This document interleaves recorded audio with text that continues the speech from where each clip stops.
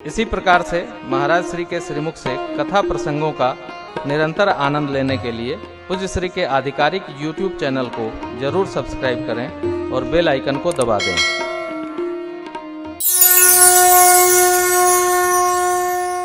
कल एक बात आपसे निवेदन किया मैंने, स्वभाव भी अपने बस में नहीं है बनाना।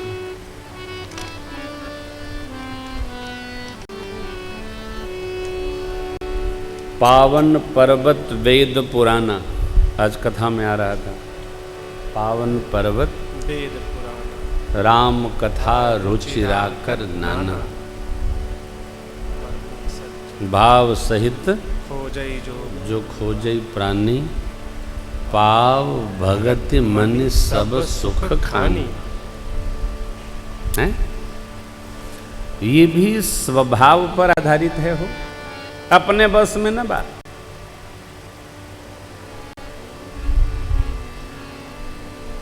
भगवान की कथा में रुचि होना ये अपने बस में नहीं है, एकदम नहीं है।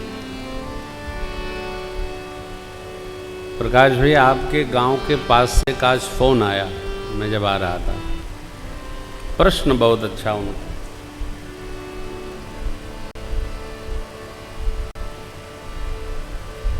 कोई वकील साहब थे, हरिश्चंद्र में प्रोफेसर हैं, तो आलोक भैया का नाम ले रहे थे। उन्होंने प्रश्न किया कि महाराज श्री, मैं कथा सुन रहा था, रो रहा था, मेरा एक प्रश्न है। आप बहुत अच्छी कथा करते हैं, बहुत अच्छी। अच्छी बात है, हम अच्छा लग रहा था, कोई प्रशंसा करे तो अच्छा लगता ही है। फिर उन्होंने प्रश्न जो किया वो बहुत अच्छा प्रश्न किया। प्रश्न ये किया भैया कि आप जो व्यासपीठ पर रहते हैं वही उसके बाद भी होते हैं या कि अलग होते हैं? जानदार, अरे तो प्रकाश भैया के गांव के हैं भैया, जितने भारी है उतने भारी प्रश्न करता। मैंने कहा शाम को मैं आपको अपनी धर्मपत्नी जी का फोन नंबर दूंगा, मेरे बारे में बाद का उनसे पता करिए। नहीं आप बताइए। हमने कहा मैं अपने बारे में क्या बताऊंगा आपको, मां भगवती शिव जी के बारे में बताती। क्या बताती? कि आप क्या हैं। किसी भी व्यक्ति के बारे में पूछना हो तो पत्नी ही पति का ठीक प्रकार से फोटो बनाती है।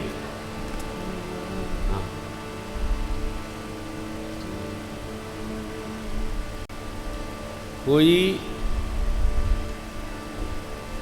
तो शाम को मैं उनको नंबर दूंगा, आपसे आपके सामने बात करूंगा।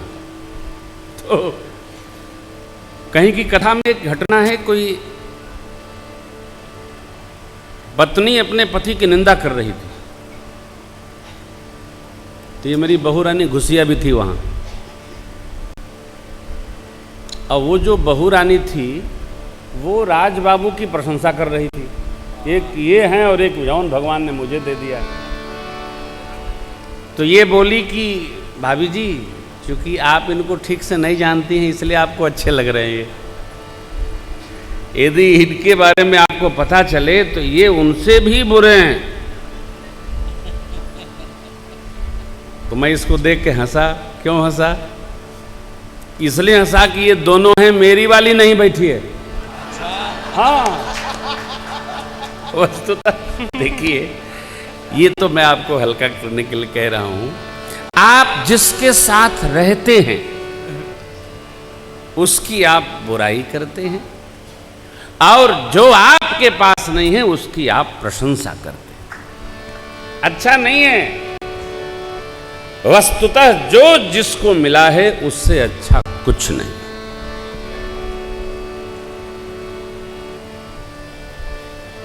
मैं भी गृहस्थी हूं, राजन भी गृहस्थी हैं, तो इनको मैं एक मंत्र बताया हूं। देखो, जहां रहोगे वहां गदर मचेगा।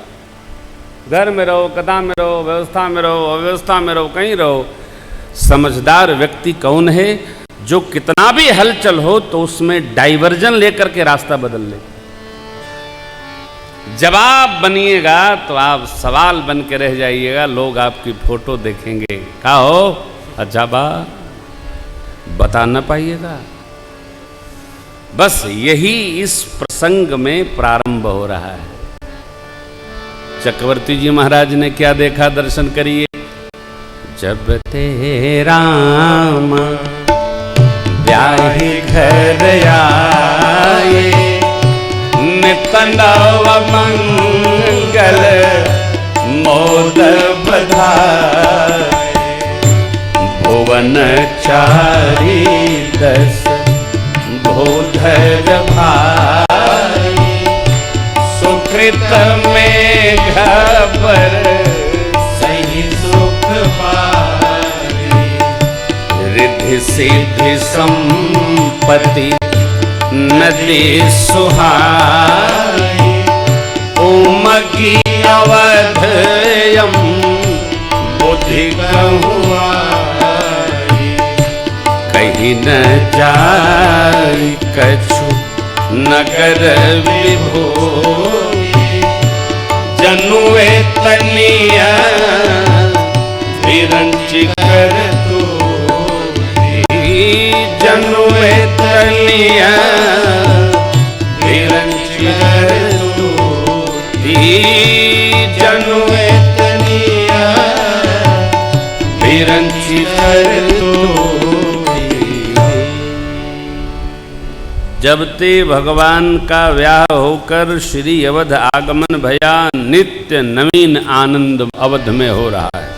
नित्य नव मंगल मोद बधाए।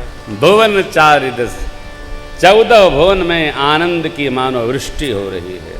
भूधर भारी पुण्य मेघ वर्षा करते हैं, सुकृत मेघ बरसहि सुख भारी, रिद्धि सिद्धि रूपी नदियां श्री अवध रूपी समुद्र की ओर स्वतः दौड़ रही है।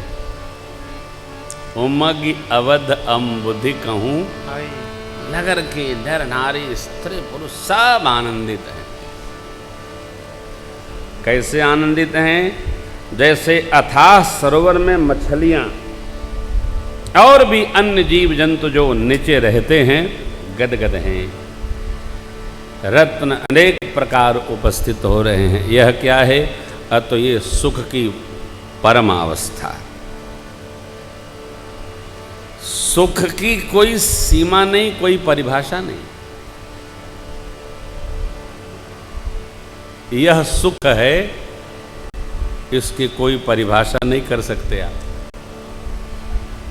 आपके मन को जो अनुकूल बैठ जाए वह सुख है।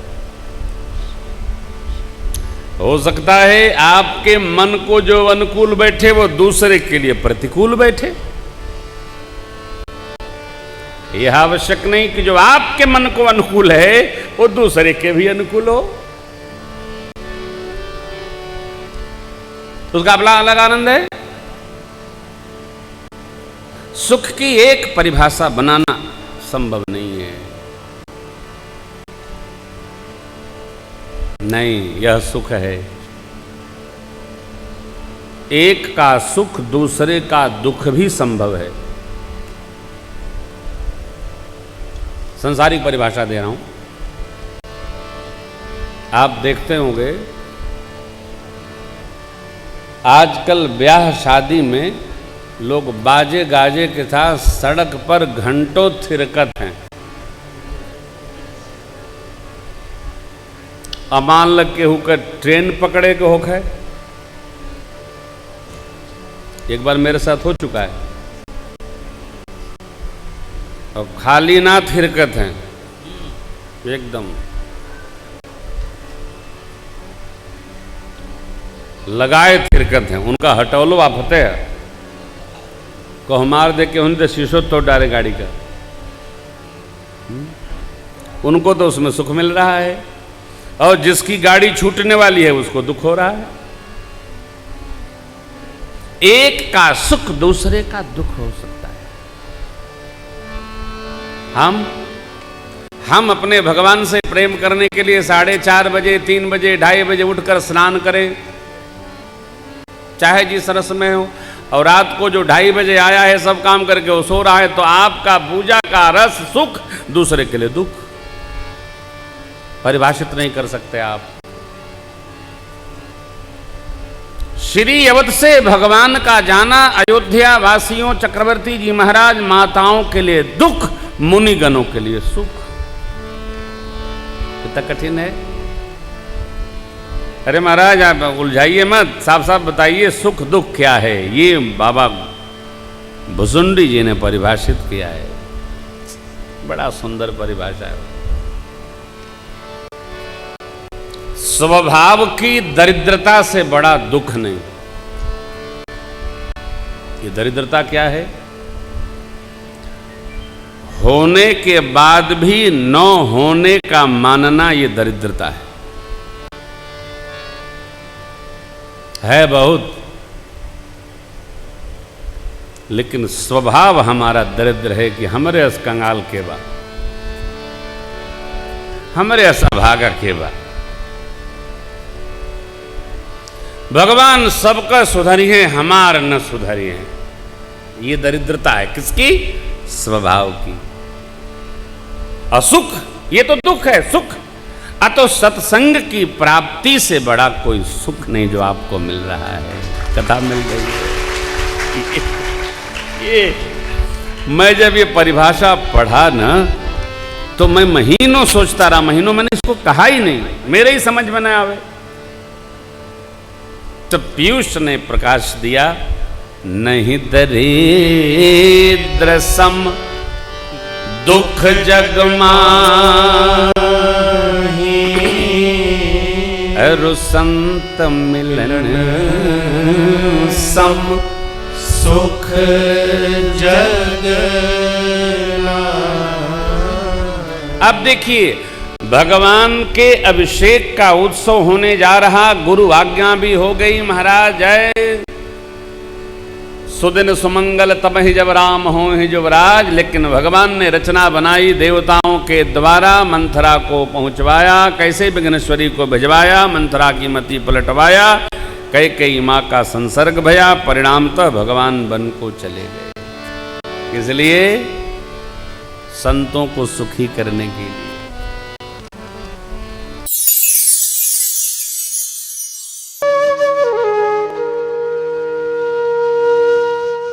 इसी तरह सुनते रहिए। चैनल को सब्सक्राइब करिए, बेल आइकन को दबा दीजिए और पुण्य अर्जन के लिए अपनों में शेयर करिए।